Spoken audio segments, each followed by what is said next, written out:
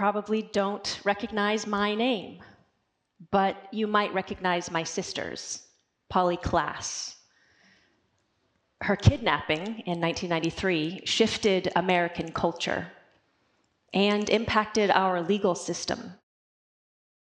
When Polly was taken from us, our private tragedy became a public spectacle.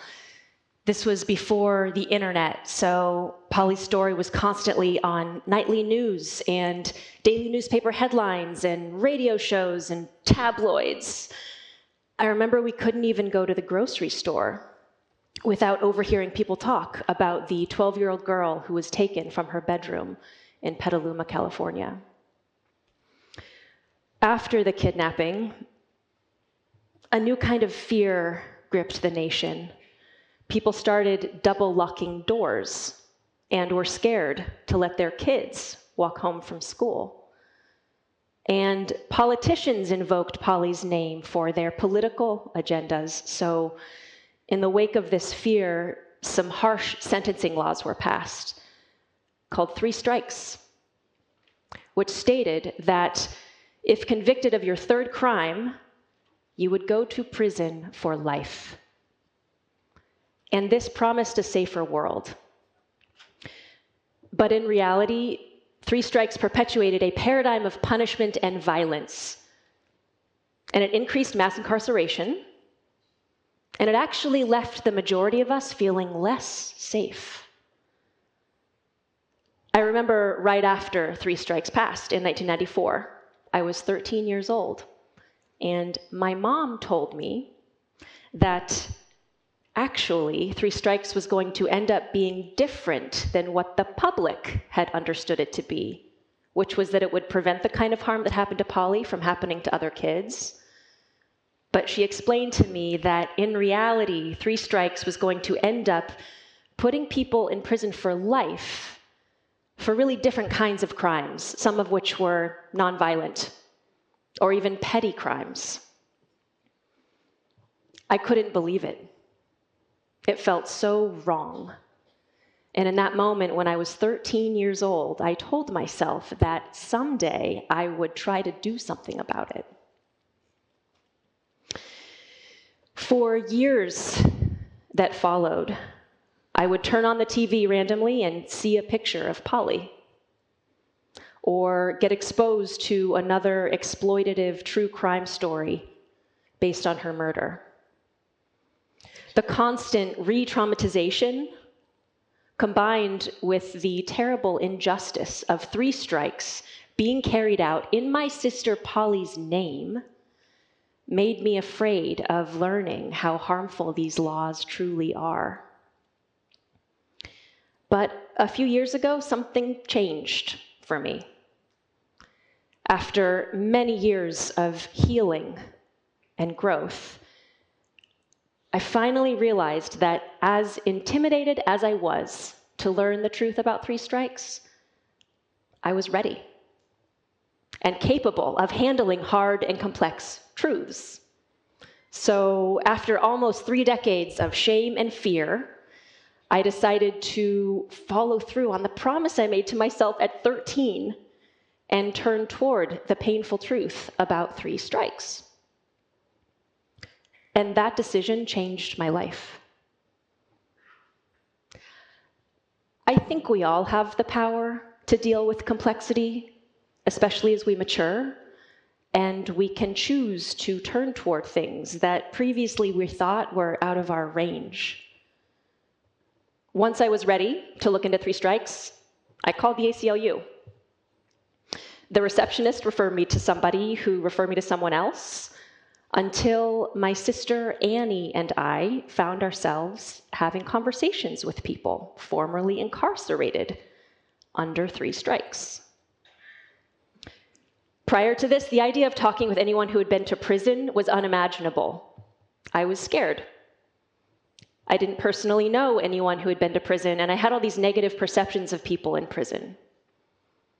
But conversation after conversation made me aware that so many people in prison were severely harmed prior to going there, and then they end up in a system that continues to harm them. I learned how some abused kids looking for belonging join a gang where they feel safe and supported, maybe for the first time in their lives. I learned that the vast majority of people in the justice system are people of color with severe trauma in their past, and prior to being imprisoned, they were making the best choices they could, given their life circumstances. And there was connection happening in these conversations with men who had done crimes and were people I never would have wanted to talk to before. I felt compassion in hearing their life stories. I got to see that most crimes that happen are crimes of poverty or desperation, and that what so many people need but never receive is help.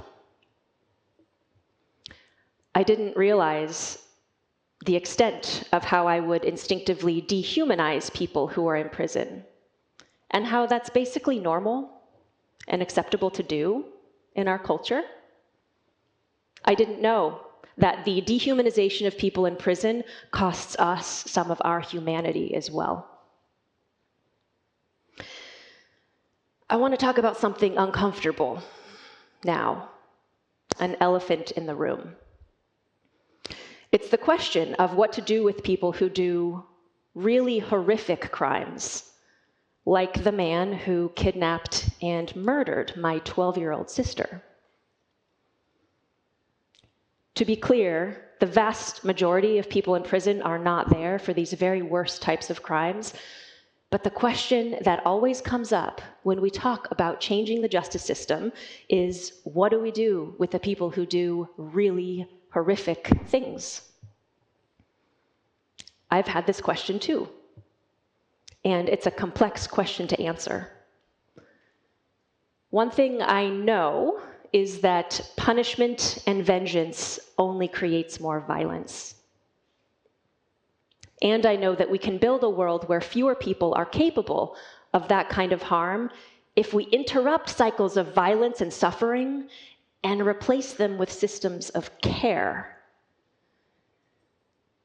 Supporting people when they're struggling does not mean to let them off the hook for harm that they caused. I'm not suggesting that we excuse people or allow violence because of a person's traumatic history. But we do need to shift the narrative, the cultural narrative that we hold currently, because this narrative is not helping anyone. In fact, it's perpetuating a system that we know does not work. And this is where we come in. We as a culture could shift the story that has been forced upon us for so long about the badness of people in prison. One thing my journey has taught me is that one of the most effective ways to do this is to hear their life stories. Changing the narrative has to begin in our own hearts and minds. And I know that so many of us are burnt out from the relentless exposure to bad news cycles, and that it seems so much easier or just better to distance ourselves from the most painful realities in our culture. I know this experience very well, as it kept me from looking at the harms of 3 strikes for so long. But there's also great value in looking at what we keep at bay. I personally know the liberation that became available when I confronted my fear. Healing ourselves and others can become possible when we get closer and confront complexity, because people are complex, and our systems are complex. And that understanding is better for all of our safety than any slogan-filled media campaign ever will be. A lot of people feel helpless. They don't know what to do. Here are some possibilities. My sister Annie and I have some recorded conversations featuring people impacted by 3 strikes in a podcast. And we invite you to listen to these conversations so that you can get to know these folks the ways that we have. There are other amazing podcasts too, one that even takes place inside San Quentin. Or you can look online and see if there are volunteer opportunities that could connect you with people who have suffered at the hands of our justice system. Turning over the rocks in the ways that work best for you is courageous work. And it's how we are going to shift these antiquated and unjust systems. 4 years ago, I knew I was against 3 strikes. I thought I would get involved to push for a repeal of the law, and that would be the extent of my advocacy. And while I would strongly support, repealing 3 strikes, whenever that finally gets onto the ballot, I didn't yet have an understanding of what there is to stand for in our justice system. And the good news is there's a lot of movement in a positive direction. There are more restorative justice programs than ever. Community leaders are on the streets every night, keeping neighborhoods safe. Policies have passed that give more rights and resources to the most marginalized people in our society. There is a lot of positive action by great people doing good work. And that is wonderful, because especially in this time when it's so easy to promote fear, we need hope and possibilities. And I can report that from what I've been exposed to, there is cause for celebration, while also recognizing that there's still a lot of work to do. After so many years living in hiding from all the public attention following my sister Polly's kidnapping and murder, it is an honor to finally advocate for possibilities that bring positive change in our justice system as well as our individual lives. Thank you.